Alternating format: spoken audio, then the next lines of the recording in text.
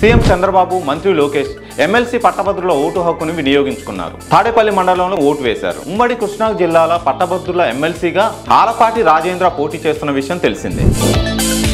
YCP మద్దతుదారుడు Posani కృష్ణమురళిని నిన్న night Hyderabad లో arrest చేసిన సంగతి అందరికీ తెలిసిందే. అయితే ఈ విషయంపై అతని భార్య స్పందిస్తూ అతని ఆరోగ్యం బాగలేదని చెప్పినా గానీ అలాగే తీసుకెళ్లారని, అసలు నైట్ టైంలో వచ్చి అరెస్ట్ చేయడం ఏంటి, పగలు వచ్చి అరెస్ట్ చేయవచ్చు కదా అని చెప్పి మండిపడ్డారు. అయితే ఈ విషయంపై వైసీపీ శ్రేణులు కూడా స్పందించారు.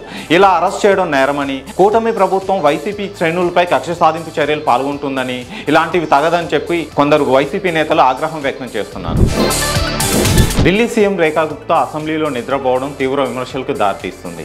సభలో సభ్యులు చర్చిస్తుండగా ఈమె కునుకు తీశారు. ఇప్పుడు ఈ వీడియో సోషల్ మీడియాలో చక్కర్లు కొడుతుంది. ఇది చూసిన నెటిజన్లు ఆమెను విపరీతంగా ట్రోల్ చేస్తున్నారు. తొలి అసెంబ్లీ సమావేశాల్లోనే ఇలా చేయడం దారుణం అంటూ కామెంట్స్ చేస్తున్నారు. ఇక కొంతమంది ఢిల్లీని ఆ దేవుడే కాపాడాలి అంటూ ట్రోల్ చేస్తున్నారు. బెంగళూరులో నడి రోడ్డుపై ప్రేమికులు బరి తెగించారు. ఓ యువకుడు బైక్ నడుపుతుండగా ఒక యువతి అతన్ని ముందు నుండి కౌగిలించుకొని కూర్చుంది. అయితే ఈ తతంగానంతా ఒక యువకుడు మొబైల్లో షూట్ చేసి సోషల్ మీడియాలో అప్లోడ్ చేశాడు. ఇప్పుడు ఈ వీడియో వైరల్ అవుతుంది. అయితే ఈ వీడియో చూసిన వారంతా అసహించుకుంటున్నారు. ఇలాంటి వారికి బుద్ధి చెప్పాలని, సరైన కఠిన చర్యలు తీసుకోవాలని చెప్పి కామెంట్ చేస్తున్నారు.